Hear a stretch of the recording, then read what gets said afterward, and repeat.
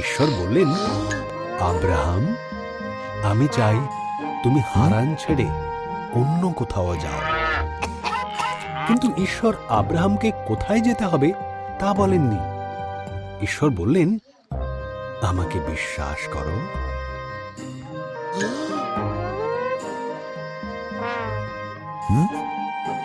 তুমি এই দেশ ছাড়ো, আমি তোমার বংশকে এক মহান দেশ দেব।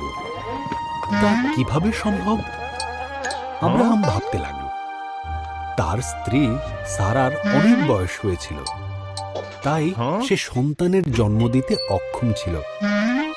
কিন্তু ঈশ্বর বললেন, আমাকে বিশ্বাস করো, যেখানে যেতে বলছি সেখানে যাও, এবং আকাশের তারাদের থেকেও তোমার বংশধরের সংখ্যা বেশি হবে।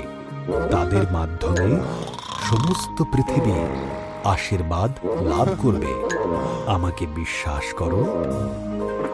ঈশ্বরের প্রতি বিশ্বাস রাখল।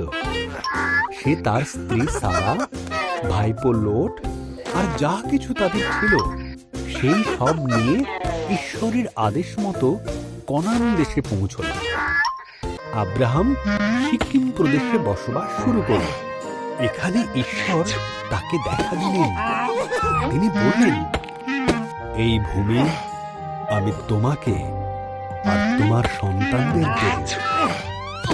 আব্রাহাম সেখানে ঈশ্বরের নামে এক পবিত্র বেদি তৈরি করল। সেই প্রতিশ্রুত দেশটি ঘুরে দেখল। ঈশ্বরের প্রতি স্থির বিশ্বাস রাখার জন্য আব্রাহামের মনে ভারী আনন্দ হল। সুতরাং এখানেও ঈশ্বরের নামে সে আরেকটি বেদি তৈরি করল এবং ঈশ্বরের সমস্ত প্রতিশ্রুতির জন্য তাকে ধন্যবাদ দিল। তো বন্ধুরা, গল্পটি এই পর্যন্তই। গল্পটি কেমন হয়েছে অবশ্যই জানাও। ভিডিও দেখার জন্য চ্যানেলটিকে সাবস্ক্রাইব